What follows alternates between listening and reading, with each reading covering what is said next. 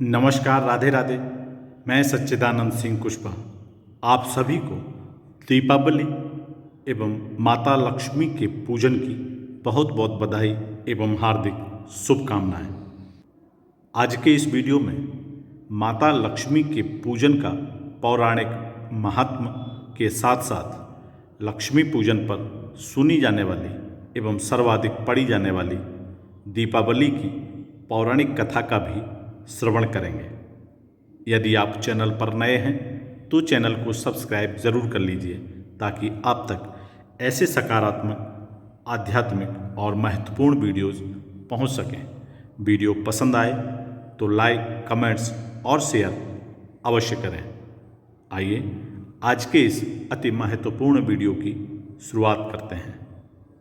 कार्तिक कृष्ण अमावस्या अर्थात जिसे हम दीपावली, दिवाली या माता लक्ष्मी का पूजन दिवस कहते हैं। इस दिन माता लक्ष्मी का पूजन विशेष विधि से करने का विधान है। ब्रह्म पुराण के अनुसार इस दिन अर्धरात्रि के समय माता लक्ष्मी महारानी सदगृहस्थों के मकानों में यत्र तत्र विचरण करती हैं। इसलिए इस दिन घर बाहर को खूब साफ सुथरा करके सजाया और संवारा जाता है। दीपावली मनाने से श्री लक्ष्मी जी प्रसन्न होकर स्थायी रूप से निवास करती हैं। वास्तव में दीपावली, धनतेरस, नरक चतुर्दशी तथा महालक्ष्मी पूजन इन तीनों पर्वों का समुदाय है। कहते हैं कार्तिक अमावस्या को भगवान श्री रामचंद्र जी 14 वर्ष का वनवास भोगकर तथा आसुरी वृत्तियों के प्रतीक रावणादि का संहार करके श्री अयोध्या धाम पधारे थे।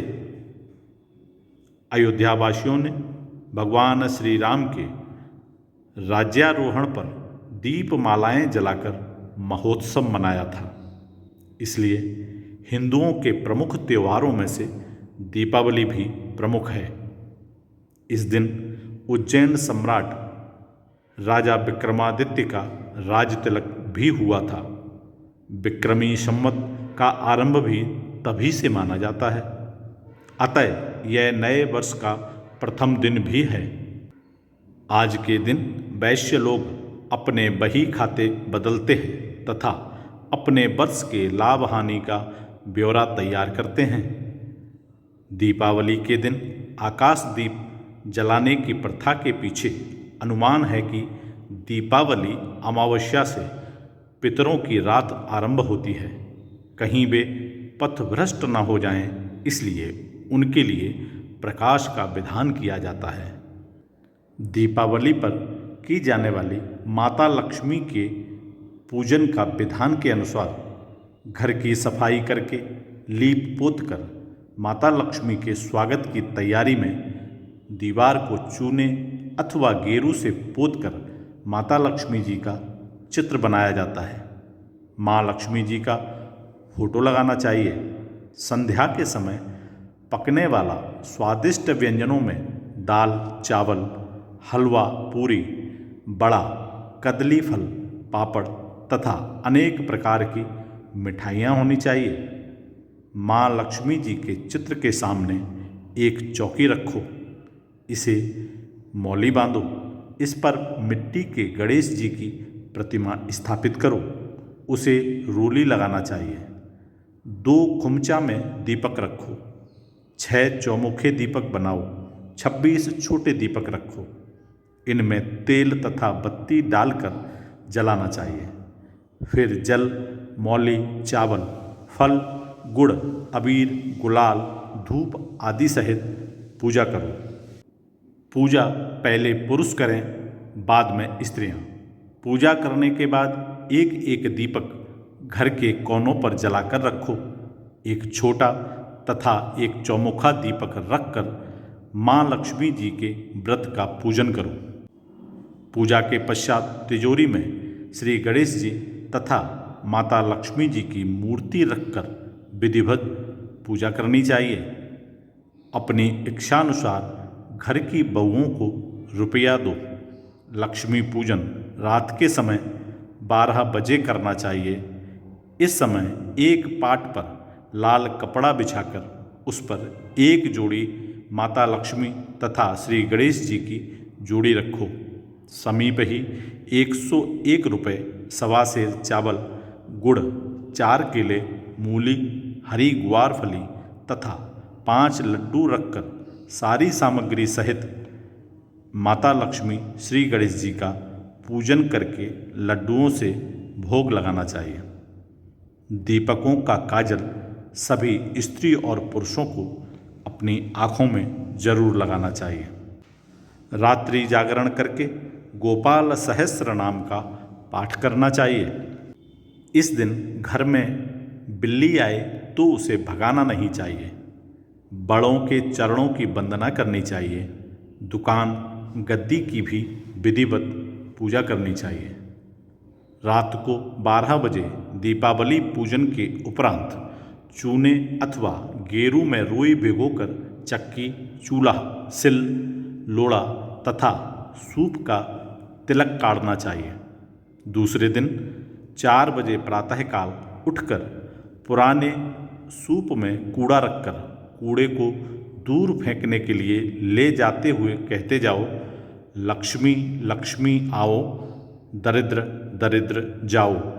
इसके बाद माता लक्ष्मी जी की कहानी जरूर सुनना चाहिए। आइए अब हम सब माँ लक्ष्मी के पूजन के दिन सर्वाधिक सुनी और पढ़ी जाने वाली इसकी पौराणिक कथा का श्रवण करते हैं। इस कथा के अनुसार एक बार सनत कुमार जी ने सब महर्षि मुनियों से कहा, महानुभाव, कार्तिक की अमावस्या को प्रातःकाल ही स्नान करके भक्तिपूर्वक पितर तथा देव पूजन करना चाहिए। रोगी तथा बालक के अतिरिक्त और किसी व्यक्ति को भोजन नहीं करना चाहिए। सायंकाल में विधिपूर्वक माँ लक्ष्मी जी का मंडप बनाकर फूल, पत्ते, तोरण, ध्वजा और पताका आदि से सुसज्जित करना चाहिए। अन्य देवी देवताओं सहित माता लक्ष्मी जी का षोडशोपचार पूजन करना चाहिए। पूजनोपरांत परिक्रमा जरूर लगानी चाहिए। मुनीश्वरों ने पूछा, लक्ष्मी पूजन के साथ अन्य देवी देवताओं के पूजन का क्या कारण है? सनत कुमार जी बोले, राजा बलि के यहाँ समस्त देवी देवताओं सहित लक्ष्मी जी बंधन में थी। आज के दिन भगवान श्री हरि विष्णु ने उन सबको कैद से छुड़वाया था। बंधन मुक्त होते ही सब देवता श्री लक्ष्मी जी के साथ जाकर क्षीर सागर में सो गए थे। इसलिए अब हमें अपने अपने घरों में उनके शयन का ऐसा प्रबंध करना चाहिए कि वे क्षीर सागर की ओर न जाकर स्वच्छ स्थान और कोमल शैया पाकर यहीं सोए रहें। जो लोग श्री लक्ष्मी जी के स्वागत की उत्साहपूर्वक तैयारियां करते हैं, उनको छोड़कर फिर वे कहीं भी नहीं जाती हैं। रात्रि के समय श्री लक्ष्मी जी का आवाहन करके उनका विधिपूर्वक पूजन करने नाना प्रकार के मिष्टान का नैवेद्य अर्पण करना चाहिए। दीपक जलाने चाहिए। दीपकों को सर्वनिष्ठ निवृत्ति हेतु अपनी मस्तक पर घुमाकर चौराहे या शमशान में रखना चाहिए। दूसरे दिन राजा का कर्तव्य है कि नगर में ढिंडोरा पिटवाकर सब बालकों को अनेक प्रकार के खेल खेलने की आज्ञा देनी चाहिए। बालक क्या क्या खेल सकते हैं, इसका भी पता करना चाहिए। यदि वे आग जलाकर खेलें और उसमें ज्वाला प्रकट न हो तो समझना चाहिए कि इस वर्ष भयंकर अकाल पड़ेगा। यदि बालक दुख प्रकट करे तो राजा को दुख तथा सुख प्रकट करने पर सुख होगा। यदि वे आपस में लड़ें तो राजयुद्ध होने की आशंका होगी। बालकों के रोने से अनावृष्टि की संभावना करनी चाहिए। यदि वे घोड़ा बनकर खेलें तो मानना चाहिए कि किसी दूसरे राज्य पर विजय होगी। इस प्रकार दीपावली के दिन माता लक्ष्मी के पूजन के साथ साथ इस पौराणिक कथा का भी श्रवण अवश्य करना चाहिए। ऐसा करने से माँ लक्ष्मी प्रसन्न होकर सुख समृद्धि का आशीर्वाद देती हैं। हम सब पर माँ लक्ष्मी की कृपा हमेशा बनी रहे। हम सब के घरों में सुख समृद्धि सफलता संपन्नता और प्रसन्नता का हमेशा वास रहे। इन्हीं शुभकामनाओं के साथ आप सभी को एक बार पुनः दीपावली की बहुत बहुत बधाई एवं हार्दिक शुभकामनाएं। फिर मिलूँगा एक नए वीडियो में। तब तक आप सभी स्वस्थ रहें, हंसते रहें, मुस्कुराते रहें। जय श्री राधे कृष्ण।